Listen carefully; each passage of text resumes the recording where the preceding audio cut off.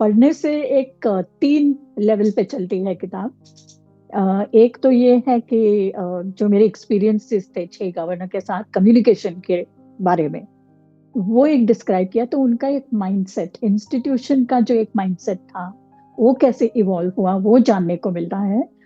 ये इस तरह से कि एक तरफ तो आपके न्यूज चैनल्स हैं, जो कि CNBC टीवी 18 या आज तक या ऑल दीज न्यूज चैनल्स। तो उसमें जब मैं जर्नलिज्म पढ़ रही थी कॉलेज के बाद, तो सबसे पहली चीज हमारे राइटिंग के जो टीचर थे वो थे MV कामत साहब। तो उन्होंने सबसे पहली बात हमको ये सिखाई थी कि यू आर अ रिपोर्टर, और reporter should not have his view. मेरा तो बस यही था कि लोगों ने कहा और मैंने यूं ही मजाक के तौर पर लिखना शुरू किया, और लिखती गई लिखती गई लिखती गई। और it was easy to put it chronological, क्योंकि उसमें फिर मुझे वो पूरी जिंदगी जो 26 साल मैंने RBI में गुजारे, वो लिखने में आसान रही।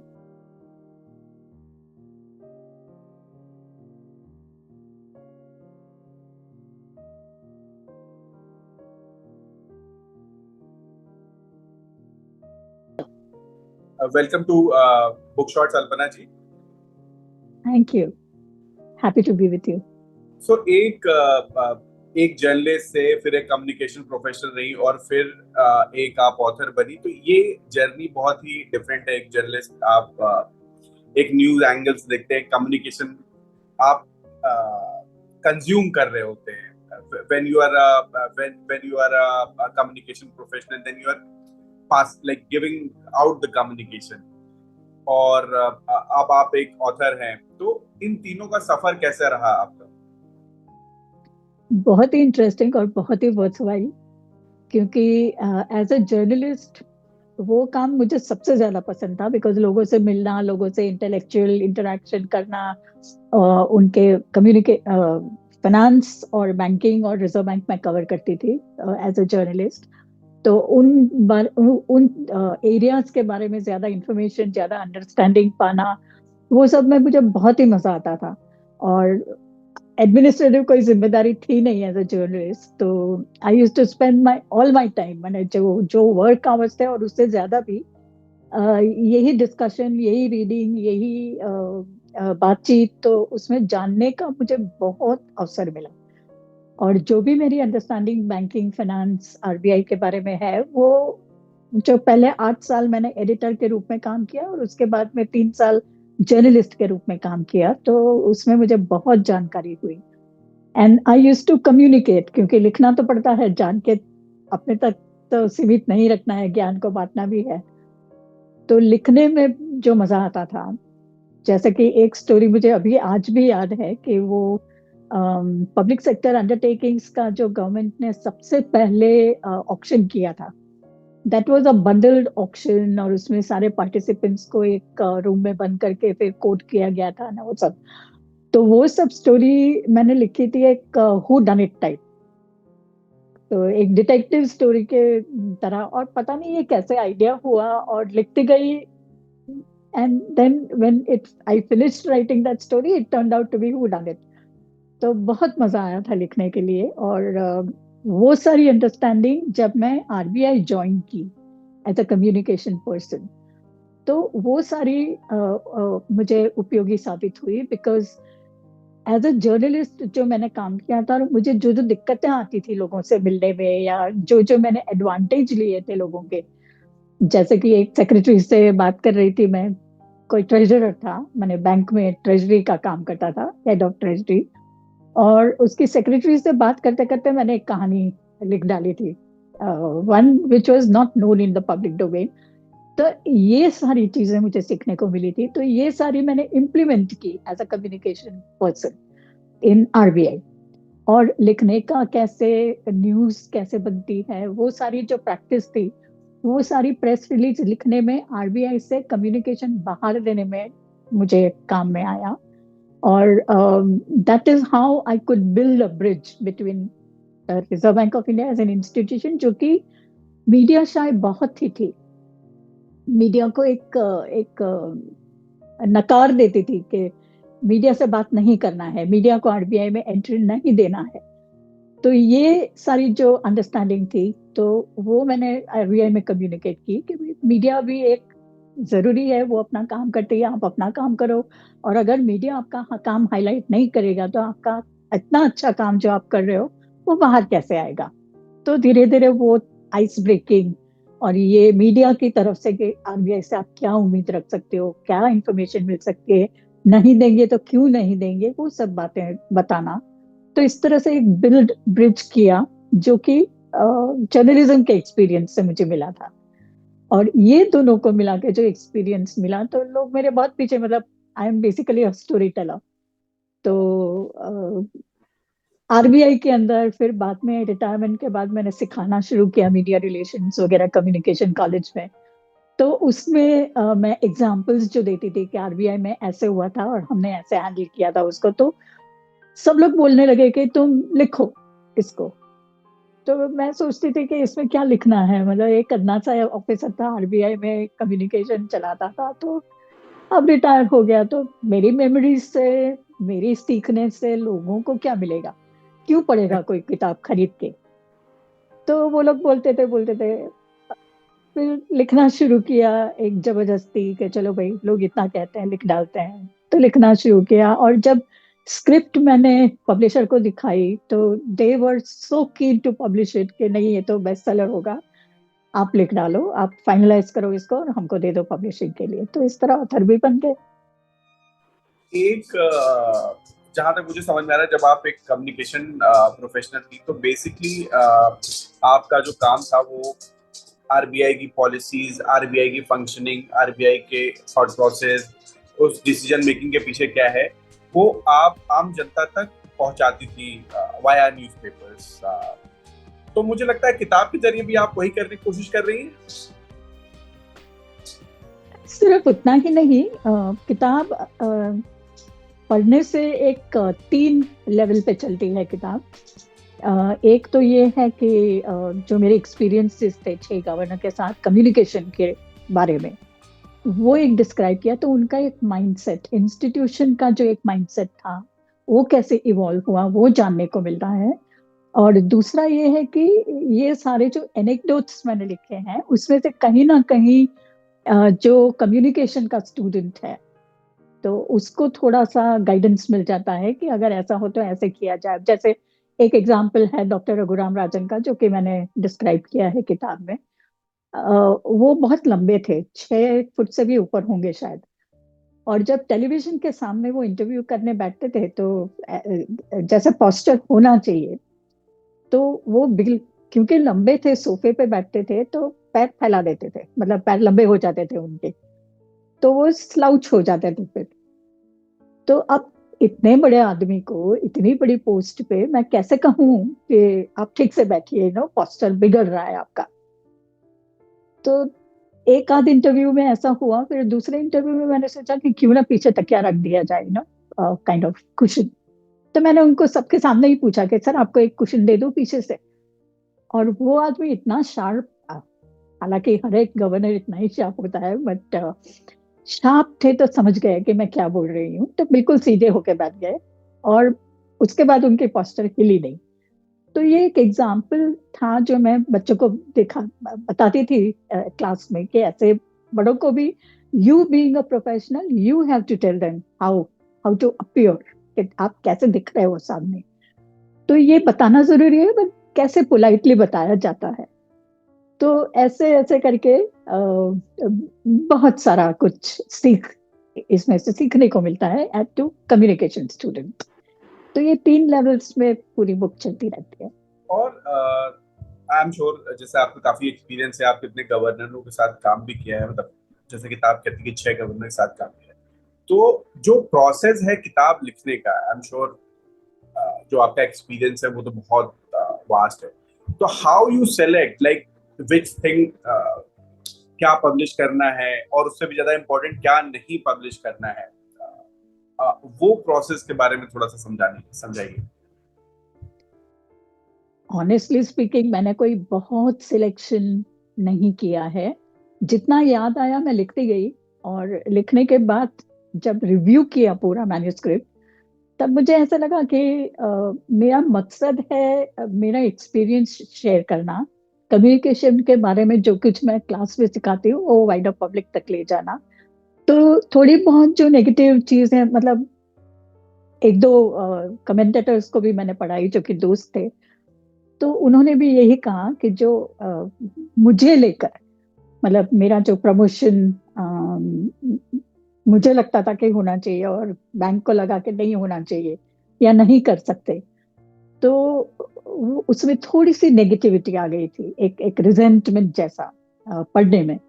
तो उन लोग ने भी बताया, और मुझे भी सेकंड टाइम जब रिव्यू कर रही थी तो लगा कि थोड़ा नेगेटिविटी चली जानी चाहिए, क्योंकि मेरा मकसद ये नहीं था कि किसी को नेगेटिव लाइट में दिखाएं या इंस्टीट्यूशन को नेगेटिव लाइट में बताएं, या बिटरनेस जो दिमाग में थी वो निकल जानी चाहिए। तो जब रिव्यू किया तो अपने आप वो हट गया, और उसी इंसिडेंट को मैंने री राइट किया, ताकि कि एक एक जो बिटरनेस मेरी आ रही थी वो चली जाए, और उसको भी पॉजिटिव लाइट में कैसे पुट अप किया जाए। तो ऑल आई डिड वाज वो जो मैं कम्युनिकेशन में करती थी कि नेगेटिव और पॉजिटिव दोनों साइड दिखा दी, और then let the public decide कि नेगेटिव लेना है या पॉजिटिव लेना है। तो ये एक एक अगर आप सिलेक्शन कहें तो सिलेक्शन, या चूजिंग कहिए तो चूजिंग, एक नेगेटिविटी जो बुक में थी दो तीन जगह पे, उसको मैंने रिवाइज कर दिया था। अदरवाइज सिलेक्शन इतना खास नहीं है, जितना याद पड़ा सब लिख दिया। अब जब लोग पढ़ते हैं तो वो कहते हैं कि अरे तुमने ये नहीं लिखा, अरे तुमने वो नहीं लिखा, पर वो याद नहीं आया उस टाइम तो नहीं लिखा। एक जो बड़ी इंपॉर्टेंट बात कही कि बैलेंस्ड ओपिनियन होना चाहिए जब भी आप कोई कंटेंट क्रिएट करते हैं, न्यूज लिखते हैं, जर्नलिज्म में ये पढ़ा जाता है। लेकिन अब जो प्रेजेंट आप न्यूज या व्यूज, जो न्यूज है वो न्यूज से हटके व्यूज की तरफ जा रहा है। मतलब अगर आप न्यूज चैनल्स देखें या स्पेशली डिजिटल मीडिया देखें, तो अब ये कंटेंट से हटके जहाँ पे व्यूअर्स को ये बताया, रादर देन प्रेजेंटिंग फैक्ट्स, उनको बताया जाता है कि ओपिनियन दिया जा रहा है कि ये ही सच्चाई है। उसके बारे में आप क्या कहना चाहेंगी, और ये जो चेंज है वो आपको लगता है कि कहाँ ले जाएगा हमें? एक्चुअली मेरा व्यू थोड़ा सा अलग है। ये इस तरह से कि एक तरफ तो आपके न्यूज चैनल्स हैं जो कि CNBC TV 18 या आज तक, या ऑल दीज न्यूज चैनल्स। तो उसमें जब मैं जर्नलिज्म पढ़ रही थी कॉलेज के बाद, तो सबसे पहली चीज हमारे राइटिंग के जो टीचर थे वो थे वी कामत साहब। तो उन्होंने सबसे पहली बात हमको ये सिखाई थी कि यू आर अ रिपोर्टर, और reporter should not have his view. वो उसका जॉब इतना ही है कि आप पॉजिटिव और नेगेटिव दोनों साइड प्रेजेंट करो, या एक एक एस्पेक्ट के दोनों पहलू प्रेजेंट करो, और लेट द पब्लिक डिसाइड क्या लेना है क्या नहीं लेना है, और वो अपना व्यू बनाएगा। अगर एडिटोरियल लिखते हो तो उसमें गुंजाइश है कि आप अपना व्यू ही प्रेजेंट करो, उसमें फिर एक साइड लेना दोनों साइड प्रेजेंट करना ऐसे नहीं है, उसमें आप अपना व्यू प्रेजेंट करो। बट अगर न्यूज रिपोर्ट लिखते हो तो सिर्फ फैक्ट्स दी जानी चाहिए उसमें। तो वो हमें ऐसे शुरुआत भी नहीं करने देते कि broad daylight, no he will never speak about broad daylight. तो ये मैंने सीखा था। और उसके बाद जब जर्नलिज्म में मैं एंट्री हुई और जब मैं लिखने लगी, तो दोनों साइड से वहां पे भी मुझे बहुत अच्छे गाइड्स मिले थे, मेंटोर्स मिले थे। तो उन्होंने यही सिखाया कि एक इंस्टीट्यूशन का तुम जब प्रेजेंट करते हो अपने लिखावट में, तो उसमें इंस्टीट्यूशन बनती है बहुत मेहनत से, सालों साल लग जाते हैं, और तुम्हारे एक पेन के स्ट्रोक से तुम पूरी इंस्टीट्यूशन डिस्ट्रॉय कर सकती हो।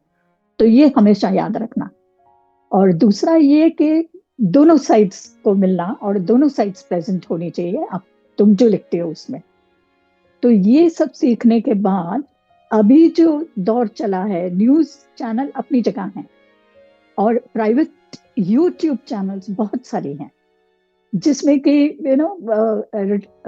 जर्नलिस्ट देमसेल्व्स जो कि काफी एग्रेसिव रहे हैं, उन्होंने खुद अपना चैनल शुरू किया है। बिकॉज दे फाउंड प्रोबेबली कि जो आम न्यूज चैनल्स हैं उसमें किसी ना किसी का बैकिंग है, किसी न किसी की साइड लेनी पड़ती है, जबकि इंडिविजुअल चैनल्स में खुद अपना चैनल शुरू करो तो मुझे कौन रोकने वाला है। तो ये लोग जो इन्फ्लुएंसर्स हैं वो बहुत ही ज्यादा डोमिनेंट हो गए हैं और वो बहुत इन्फ्लुएंस करते हैं पब्लिक माइंड को।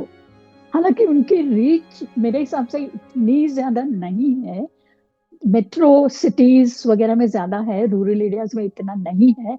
रूरल एरिया में न्यूज चैनल ही ज्यादा चलती है, तो ये थोड़ा सा मुझे लगता है कि बैलेंस्ड होना चाहिए, जैसे कि न्यूज चैनल्स भी कोशिश करते हैं उसी तरह का प्रेजेंटेशन देने की।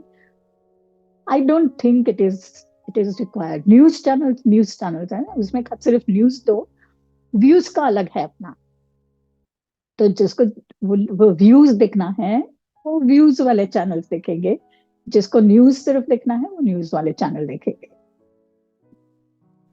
एक जब आप बुक लिखना स्टार्ट करते हैं, क्या पॉइंट होता है, मतलब कोई भी यंग राइटर जो है, जो लिखना चाहता है या ऑलरेडी लिखने की कोशिश कर रहा है, तो कहाँ से, क्या वो पॉइंट है जहां से वो स्टार्ट करे, और ऑल्सो हाउ यू स्टार्टेड वो भी बताइए।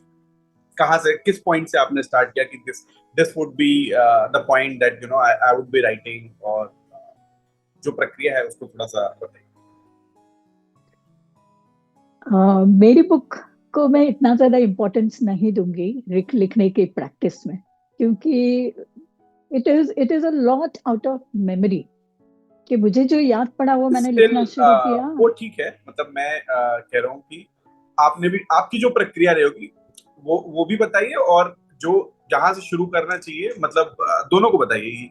किसी को कम या छोटा बड़ा मत कीजिए, अपनी भी बताइए। या अ, मेरा तो बस यही था कि लोगों ने कहा और मैंने यूं ही मजाक के तौर पर लिखना शुरू किया और लिखते गई और it was easy to put it chronological, क्योंकि उसमें फिर मुझे वो पूरी जिंदगी जो 26 साल मैंने आरबीआई में गुजारे वो लिखने में आसानी रहेगी, क्योंकि मिक्स एंड मैच करूंगी तो उसमें फिर रीडर को बहुत यहाँ से वहां होगा। जैसे कि अगर इंटरनल कम्युनिकेशन के बारे में लिखूं और हर एक गवर्नर की टेन्योर में कहाँ कहाँ मैंने इंटरनल कम्युनिकेशन किया और कैसे किया और क्या किया, तो बैक एंड फोर्थ होगा तो रीडर को कन्वीनियंट नहीं रहेगा। ये सोच के मैंने क्रोनोलॉजिकल ऑर्डर सिलेक्ट किया था। अगर एक एक नया ऑथर लिखने की कोशिश करता है तो मेरे हिसाब से आज के दिन में बहुत आसान है, क्योंकि पहले जो हम राइटर्स ब्लॉक कहते थे कि सोच रहे हैं कहाँ से शुरू करें यही समझ में नहीं आता, तो अब ये दिक्कत नहीं है, क्योंकि कंप्यूटर है आपके पास और कंप्यूटर में जहां मन पड़े जो याद आए जैसे सोचना है आपका वो लिखते जाइए, and then after that you can rearrange the whole thing. और उसमें रिसर्च भी जैसे मैंने भी किया कि एनेक्डोट्स लिख डाले, पूरी किताब लिख गई, और जब मैं रिव्यू कर रही थी तो बहुत सारे चेंजेस के पैराग्राफ ऊपर नीचे हुए, कहीं कहीं रिसर्च करना पड़ा क्योंकि मैंने ब्लैंक्स छोड़े थे। Don't let anything stop you from writing, बस आप लिखते जाओ फर्स्ट ड्राफ्ट में, और जब फर्स्ट ड्राफ्ट रेडी हो जाए तो then you leave it for a moment, एक महीना थोड़ा छोड़ दिया उसको, और फ्रेश दिमाग से फिर आप वापस आओ बुक के ऊपर and see how you want to rearrange it, and वो फिल इन द ब्लैंक्स जो रिसर्च के लिए छोड़ा था वो कर दीजिए, क्योंकि उसमें थोड़ा टाइम लगता है, उसमें आपकी चेन ऑफ थॉट्स ब्रेक हो जाती है। तो वो मत होने दीजिए, लिख डालिए, और बाद में ये सब फिल इन द ब्लैंक्स, ये रीअरेंजिंग, वो सब होता रहेगा। किसी और को दिखाइए ताकि आपको सेकंड ओपिनियन मिल जाए, और उस हिसाब से भी आप रीअरेंज कर सकते हो। तो ये I think easy way out, rather than आप बैठे रहो और सोचते रहो कि अब कैसे लिखना है, कहाँ से शुरू करूँ, कहाँ खत्म होगी पता नहीं। Just start writing and it will come through. आपने 6 डिफरेंट गवर्नर्स के साथ काम किया है, तो वो कैसा अनुभव रहा, और how they were different from each other in terms of working, in terms of strategy, planning, communication खासकर से, तो वो कैसा अनुभव रहा, वो जरूर शेयर करें हमारे साथ। जरूर। Each governor was brilliant. वो तो मतलब कहना मतलब वो सूरज को रोशनी दिखाने वाली बात हुई। तो वो तो आप समझ लीजिए कि थे ही सारे ब्रिलियंट, पर इतने व्यस्तता के बाद भी कम्युनिकेशन के बारे में सोचना और आइडियाज देना या सुनना मेरी बात कि भाई ऐसे नहीं ऐसे करो, ऐसे नहीं ऐसे, वो सुझाव लेना और पूछना मुझसे। मैं तो एक जूनियर ऑफिसर, मैंने हाँ कम्युनिकेशन का हेड टीम में पहले से थी, but in hierarchy of RBI I was at the base of senior level, and then जब रिटायर हुई तो I was the advisor, fine. But in the whole scheme of things of RBI, communication is just a support function. फिर भी मुझे बुला के सामने से बुला के पूछना कि ये हम लोग ऐसे ऐसे सोच रहे हैं, ये ठीक रहेगा क्या? और अगर मैंने उनकी सोच से डिफरेंट सजेशन भी दिया तो 6 में से एक भी गवर्नर ऐसा नहीं है जिन्होंने मेरी बात नहीं सुनी। They changed accordingly. फिर उनका थोड़ा सा व्यू पॉइंट समझाया कि नहीं ऐसे नहीं ऐसे, इसलिए मैं ऐसा बोल रहा हूँ। तो मैंने अपनी स्ट्रैटेजी भी मॉडिफाई की और उनको बताया कि फिर ऐसे कर सकते हैं, ऐसे कर सकते हैं। उन्होंने इम्प्लीमेंट भी किया, and they always appreciated the role that I was playing in taking the matters. जो रिजर्व बैंक से बाहर जाने वाली चीजें हैं वो कैसे कंट्रोल की जाती है, और कैसे कंट्रोल माने not in the negative sense, but कैसे एक्सेप्टेबल वे में बाहर निकलनी चाहिए, और या कैसे बाहर पेश करनी चाहिए। तो ये सारा सुन के इम्प्लीमेंट भी करवाते थे।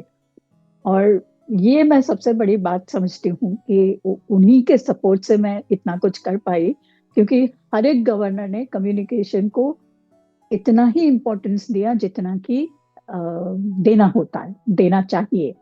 तो जो पूरी बुक के अंदर मेरा एक आर्ग्यूमेंट है कि communication should get a seat at the table. मैंने आपके बोर्ड रूम में अगर कम्युनिकेशन पर्सन है तो चाहे उसे बोलने की अनुमति ना दो आप, क्योंकि शी और she may not have the domain knowledge. अब मेरे पास दोनों था, कम्युनिकेशन स्किल थी और डोमेन नॉलेज था, वो अलग बात है।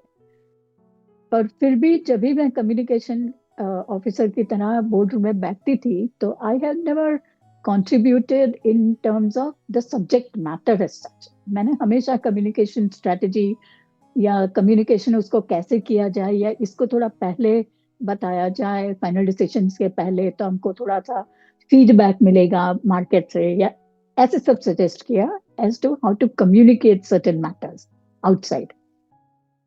तो वो पूरा मैं कर पाई क्योंकि all the governors were very receptive and very very communication savvy। जब कम्युनिकेशन की बात आती है तो आरबीआई का जो कम्युनिकेशन है, मतलब एक तो नंबर वन, आप जैसे कि आप फाइनेंस जर्नलिस्ट रही तो आपको खुद ही पता है, फाइनेंस और इकोनॉमी के पढ़ने वाले वैसे ही कम होते हैं। उसमें से भी जो आरबीआई को फॉलो करते हैं वो शायद उससे भी और कम होते हैं। तो जब आप कम्युनिकेट करते हैं तो what are the things that you have in mind, like who are your target audience, like आप क्या अचीव करना चाहती हैं कि भाई मैं आम जनता तक भी पहुंचने की कोशिश करूंगी, या सिर्फ लुटियंस दिल्ली और जो बैंकिंग सेक्टर से जुड़े लोग हैं उनको कम्युनिकेट करना चाहती हैं? कौन ऑडियंस और कैसे आप स्ट्रेटजी आपने फॉर्म करी during your tenure? Actually 2 level पे कम्युनिकेशन करते थे हम। एक तो मैंने अभी भी होता है। एक तो ये कि our main target audience is the banks and the financial institutions, जैसे एनबीएफसीज हैं, फिनटेक्स हैं, वो सब। तो उनके लिए थोड़ा सा टेक्निकल हो अगर कम्युनिकेशन तो चल जाता है, क्योंकि वो समझते हैं, दे आर नॉलेजेबल। अगर उनको मैं कहूँ कि लिक्विडिटी एडजस्टमेंट फैसिलिटी में इंटरेस्ट रेट में ये सुधार हुआ है, तो वो समझेंगे कि क्या है। और दूसरा एक लेवल जो था वो कॉमन पर्सन का था, कि जैसे आप हैं, हम हैं, बैंक कस्टमर्स हैं। तो उनके लिए उनकी अ, अ, उनका उनके उपयोगी जो कम्युनिकेट जो सब्जेक्ट मैटर है वो उनकी भाषा में उनको समझाया जाए।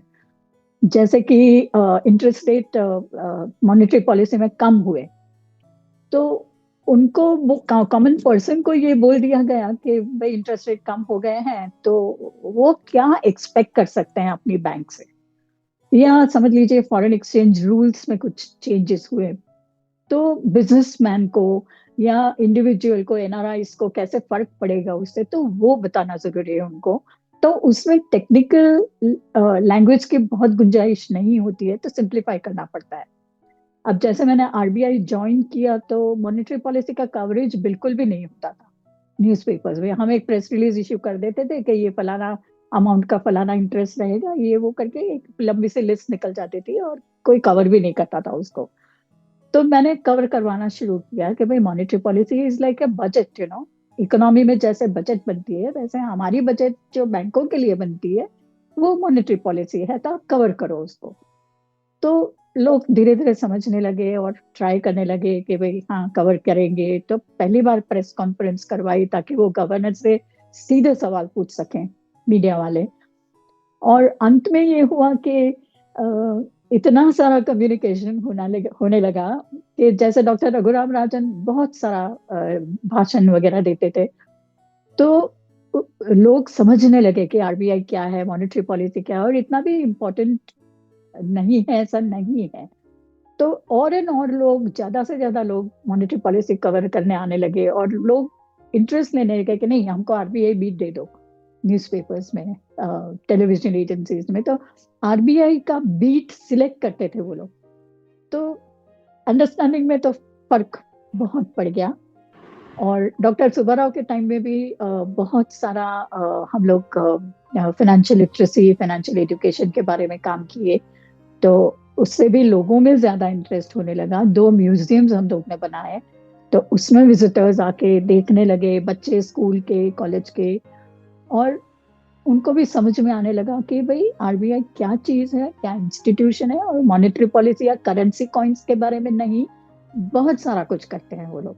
तो यही ऑब्जेक्टिव रहा कि मैं जब लिखती हूँ कस्टमर की प्रेस रिलीज में जब लिखती हूँ तो मेरी मम्मी को समझ में आना चाहिए।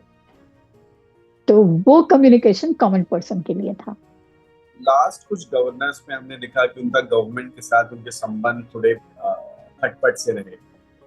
तो इस टॉप लेवल पे ऐसा क्यों होता है? क्योंकि आई एम श्योर दोनों ही साइड आम जनता का भला चाहती हैं और प्रॉब्ली जो इकोनॉमी और फाइनेंस की समझ है वो गवर्नर के पास ज्यादा होती है, but at the same time जो हमारे चुने हुए पॉलिटिशियंस आते हैं उनकी समझ भी आम जनता की जरूरतों को ज्यादा होती है। तो हम देखते हैं ऐसे में कॉन्फ्लिक्ट जो है खड़ी हो जाती है और अक्सर हमने देखा है पिछले कुछ सालों में कि नहीं बनी गवर्नर और गवर्नर। तो इसका क्या प्योर पॉलिटिकल रीजन है कि it is something more than this? Actually नहीं, आपने बहुत अच्छा सवाल पूछा। 2 इंस्टीट्यूशंस हैं, एक है आरबीआई और एक है गवर्नमेंट ऑफ इंडिया। अब गवर्नमेंट ऑफ इंडिया को हम लोग पॉलिटिशियंस में जब कन्वर्ट करते हैं तो ये कॉन्फ्लिक्ट जैसा लगता है। बट अगर आप 2 इंस्टीट्यूशंस को देखें, government of India and RBI as an institution, तो दोनों का ऑब्जेक्टिव थोड़ा सा एक दूसरे से अलग है। जैसे गवर्नमेंट है तो उसकी जिंदगी है 5 साल, क्योंकि 5 साल में इलेक्शन होगा, हो सकता है ये गवर्नमेंट हो ना हो, तो उनकी ऑब्जेक्टिव है 5 साल में जो कुछ कर सकते हैं कर लेंगे। जबकि आरबीआई का ऑब्जेक्टिव लॉन्गर टर्म है, वो शॉर्ट टर्म के लिए कुछ नहीं सोचती। अब जैसे एक्सचेंज रेट है या इंटरेस्ट रेट्स है, तो हमारी कोशिश यही रहती है कि सडन चेंजेस ना आए इन दोनों में, क्योंकि सडन चेंजेस या कोई भी पॉलिसी में for that matter, sudden changes से दुनिया ऊपर नीचे हो जाती है सबकी। अब जैसे इन्फ्लेशन आज 4% है, 4.5% है, और कल को 8% हो गया, तो for a common man it will be very difficult to adjust. क्योंकि आज जिस चीज का मैं 10 रुपया देती थी, कल 20 रुपया हो जाएगा, तो एक दिन में मैं कहाँ से 10 रुपया और लेके आऊंगी, जो कि डेली वेजर है, जो कि कॉमन मतलब पुअर पीपल जो है वो नहीं एडजस्ट कर सकते हैं। तो उनको ज्यादा से ज्यादा दिक्कत ना हो, यही कोशिश रहती है आरबीआई की, तो इसलिए वो लॉन्गर टर्म सोचती है कि इंटरेस्ट रेट अगर बढ़ना मुझे दिखाई देता है, RBI always sees 1.5 years from heads, जबकि मॉनेटरी पॉलिसी काम करती है वैसे 1.5 साल लगता है एक स्टेप का इम्पैक्ट होने में। तो आरबीआई देखती है कि आज से 1.5 साल के बाद क्या इन्फ्लेशन होगा, उसका फोरकास्ट होता है, और उस हिसाब से आज इंटरेस्ट रेट डिटरमाइन होता है कि भाई ठीक है, इन्फ्लेशन ज्यादा होने वाला है, तो हम लोग आज से शुरू करते हैं इंटरेस्ट रेट बढ़ाना 25 बेसिस पॉइंट। तो हो सकता है 1.5 साल के बाद जब इन्फ्लेशन बढ़ेगा तो ये पॉलिसी इफेक्टिव होगी और तब लोगों को सहायता मिलेगी। तो ये ऑब्जेक्टिव रहते हुए, जबकि गवर्नमेंट चाहती है कि आज इन्फ्लेशन इतना ज्यादा है, नहीं कल उसको कम होना चाहिए, क्योंकि उनका ये होता है कि अगले इलेक्शन के पहले मेरा ठीक ठाक हो जाए, सब दुनिया इकोनॉमी सुंदर दिखे। तो this is a genuine view point on both sides. तो और आप आरबीआई की हिस्ट्री भी पढ़ेंगे तो ये शुरुआत से आरबीआई का कॉन्स्टिट्यूशन जब हुआ तभी से ये कॉन्फ्लिक्ट चली आ रही है कि गवर्नमेंट हमेशा चाहेगी कि मेरा कंट्रोल रहे, आरबीआई जैसा मैं कहूँ वैसा चले, जबकि आरबीआई एक इंडिपेंडेंट इंस्टीट्यूशन है और टेक्नोक्रेट्स की है, तो उसी तरह उसको चलना चाहिए। तो ये कॉन्फ्लिक्ट इंस्टीट्यूशनल व्यू पॉइंट्स का है। फिर आप जब मीडिया में देखते हैं तो थोड़ा सा मीडिया का प्ले अप होता है, थोड़ा सा मिर्च मसाला, हाँ वो मिर्च मसाला, वो लोग भी थोड़ा सा प्ले टू द गैलरी करते हैं, गवर्नर है या पॉलिटिशियंस है या फाइनेंस मिनिस्टर है, तो वो भी थोड़ा प्ले अप करते हैं, मजा लेते हैं। पर अगर आप देखो पर्दे के पीछे तो both institutions work in harmony very well. इसीलिए शायद आज तक कोई ऐसा गवर्नमेंट ने नहीं डाला आरबीआई में जो कि गवर्नमेंट की चाल चले। They have always selected a person who is capable. Coming back to the original topic जो हमारा किताब है, तो उसका सबसे फेवरेट चैप्टर आपका पर्सनल कौन सा है? वैसे तो बहुत डिफिकल्ट है, मेरे आई एम श्योर आपके लिए बहुत डिफिकल्ट है कि सेलेक्टिंग, बट स्टिल आपका सबसे फेवरेट चैप्टर कौन सा है which you want every reader to read? Very difficult question, जैसा आपने कहा, क्योंकि इट्स लाइक ये बहुत मुश्किल है। या I know, choosing between your own child. या एग्जैक्टली। और वो भी है कि हर एक गवर्नर के टाइम में कुछ ना कुछ तो अच्छा किया ही था in the field of communication. So it's difficult, but doctor Reddy का मुझे बहुत ज्यादा इम्पोर्टेंस लगता है, क्योंकि उस टाइम में हमने कम्युनिकेशन पॉलिसी लिखी आरबीआई के बारे में, आरबीआई को जो कि इम्प्लीमेंट करना चाहिए, और उस टाइम में हमने इनिशिएटिव भी बहुत अच्छी ली, जैसे कि एक ट्रेनिंग हमने शुरू किया मीडिया का। 3 दिन का प्रोग्राम होता था, और हमारी जो कॉलेज है पूना में उसमें लेते थे हम लोग, ताकि एक एकेडमिक सराउंडिंग मिले उन लोगों को। और न्यूज का जो फोकस है उसमें it was completely of the record training, और उसमें हम आरबीआई के बेसिक फंक्शंस के बारे में बताते थे मीडिया को, और काफी डिटेल में, मैंने 3 घंटे का एक फंक्शन पे लेक्चर होता था, जिसमें थोड़ा सा करंट न्यूज क्लैरिफिकेशंस होते थे, और अदरवाइज सब फंक्शंस हम समझाते थे, ताकि मीडिया को समझ में आए कि हम क्या करते हैं, क्या कर सकते हैं, और क्या कर पा रहे हैं। तो बड़ा फ्रैंक डिस्कशन होता था वहां पे, और ऑफ द रिकॉर्ड था। तो मतलब हम लोग जो डिपार्टमेंटल लोगों को लेके जाते थे बोलने के लिए, वो भी कंफर्टेबल रहते थे कि नहीं तुम्हारे फ्रेंड्स हैं, और ऑन बैकग्राउंड बेसिस है, तो हमें कोई चिंता की बात नहीं है। और मीडिया वाले भी इतने अच्छे रहते थे हमारे साथ कि हमने अगर बोल दिया कि ये बात नॉन कॉन्फिडेंशियल है, तो उसका जिक्र भी नहीं आता था कहीं पे भी मीडिया में। कोई चीटिंग नहीं करता था, कोई ऐसा जंप तो क्यों नहीं कर देता था। तो वो एक बहुत अच्छा इनिशिएटिव रहा हमारा उस टाइम में। हालांकि उन्होंने मुझसे आते ही कहा था, एज अ गवर्नर जब आए थे तभी कहा था कि मैं I will not take media on my side, मतलब मैं इतना ज्यादा मीडिया से बात नहीं करूंगा, डेप्यूटी गवर्नर के तौर पर वो बहुत फ्री थे, पर as a governor he said the ball stops at my office, so I will not be able to speak so much, तो मीडिया को अपने समझा देना अपनी तरीके से। तो उसमें भी media has always been very cooperative, कि जब कहा जैसे कहा तो वो समझ गए क्या कंस्ट्रेंट्स हैं हमारे आरबीआई के, और उसके बियॉन्ड कभी नहीं गए वो। सो डिफिकल्ट, और आप कहेंगे कि पॉलिटिकली करेक्ट आंसर दे रही हूँ, बट दैट्स अ फैक्ट। किस किस स्टेज के प्रोफेशनल्स को, चाहे वो फाइनेंस से हो या कम्युनिकेशन हो, वो आपकी किताब हेल्प करेगी किसी भी अपने करियर डिसीजन में या करियर में कुछ सीखने के लिए?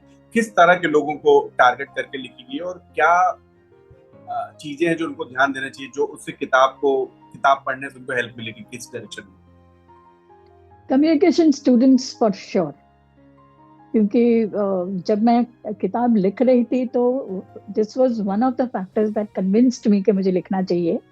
वो ये ही कि जब मैं एनेक्डोट्स एग्जाम्पल के तौर पे यूज करती थी, तो whoever was in front of me, चाहे आरबीआई का मेरा डिपार्टमेंटल पीपल हो या मीडिया रिलेशंस के स्टूडेंट्स हो, तो वो सबको काम में आए ऐसी चीज थी। और फिलहाल जब रिव्यूज आने लगे बुक के, तो उसमें भी एक एक ओवरटोन जो था वो यही है कि हर एक अभी जैसे आई थिंक कोई कॉर्पोरेट कम्युनिकेटर का एक रिव्यू जैसा था लिंक्डइन पोस्ट में, तो उन्होंने कहा है यही कि not only banking and finance और RBI but even corporate communication people को ये पढ़ना चाहिए, क्योंकि इसमें बहुत सारी स्ट्रैटेजीज हैं जो कि वो इम्प्लीमेंट कर सकते हैं। So I would say anybody who wants to do anything with communication, corporate communication, उनको सबको पढ़नी चाहिए। कॉमन मैन के लिए जो कि एनेक्डोट्स हैं, और जो कि हर्षद मेहता स्कैम जैसे, तो आज की जनरेशन को शायद पता नहीं होगा कि हर्षद मेहता स्कैम क्या हुआ था, कैसे हुआ था। तो उसका थोड़ा सा डिस्क्रिप्शन है, केतन पारेख स्कैम का डिस्क्रिप्शन है, कहीं कहीं पे वो जो टेक्निकल चीजें होती है वो सारी आसान लैंग्वेज में मैंने लिखने की कोशिश की है, ताकि even common man finds it, और स्टोरी फॉर्म में है। तो मतलब एनेक्डोट्स एंड एग्जाम्पल, और पीपल कैन रिलेट कि डॉक्टर रघुराम राजन है या डॉक्टर रेड्डी है, तो ये नाम सुने हुए हैं, तो ये भी उनको अच्छा लगता है कि हाँ हाँ ये तो जाना पहचाना है, ये तो इंटरेस्ट आता है पढ़ने के लिए। तो डिफिकल्ट टेक्निकल चीजें उनको अगर समझनी है तो वो भी पढ़ सकते हैं। और ऑफ कोर्स जो जर्नलिस्ट और जो आरबीआई का स्टाफ है या बैंकिंग स्टाफ है, जो वो टाइम जिए हैं, उनको तो it's like like down the memory lane, तो वो लोग तो पढ़ेंगे ही पढ़ेंगे। अब जो हमारा जो कंटेंट कंजम्पशन है वो स्नैकेबल फॉर्मेट में है आजकल, रील्स और मीम्स का जमाना है, उसमें एक बुक लिखना और बुक पढ़ना कितना रेलिवेंट रह गया? वो तो सही, बहुत सही सवाल पूछा आपने, कि आजकल पढ़ने की जो एक पेशेंस चाहिए,